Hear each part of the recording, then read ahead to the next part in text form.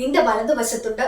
അവിടുന്ന് തന്റെ ക്രോധത്തിന്റെ ദിനത്തിൽ രാജാക്കന്മാരെ തകർത്ത് കളയും.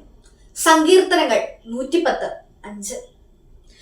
ദൈവം നമ്മുടെ ഭാഗത്ത് നിൽക്കുകയും നമ്മുടെ ആവശ്യങ്ങൾ തീർപ്പ് കൽപ്പിക്കുകയും ചെയ്യുമെന്ന് നമ്മുടെ ജീവിതത്തിലേക്കൊന്ന് നോക്കിയാൽ നമുക്ക് മനസ്സിലാവും. നമുക്ക് അവിടുന്ന് നന്മ പ്രവർത്തിക്കേണ്ടതിന് നാം ഒത്തിരിയേറെ ആഗ്രഹിക്കുകയും അതിനായി പ്രവർത്തിക്കുകയും ചെയ്യാറുണ്ട്. ദൈവം തന്റെ ക്രോധത്തിന്റെ ദിനത്തിൽ അവിടുന്ന് രാജാക്കന്മാരെ തകർത്ത് കളയുമെന്ന് സങ്കീർത്തകൻ പറയുന്നു. അതാകട്ടെ ദൈവത്തെ അനുസരിച്ചതിന് ആ മനുഷ്യാത്മാവിന്റെ സമർപ്പണത്തിന് അവിടുന്ന് നൽകുന്ന പ്രതിഫലമാണ്. അബ്രാഹത്തിനും ഇസഹാക്കിനും യാക്കോബിനും മോശയ്ക്കും ഏലിയായ്ക്കും മറ്റ് പ്രവാചകന്മാർക്കെല്ലാം അവിടുന്ന് ചെയ്തു കൊടുത്തത് നമുക്കും ചെയ്തു തരും.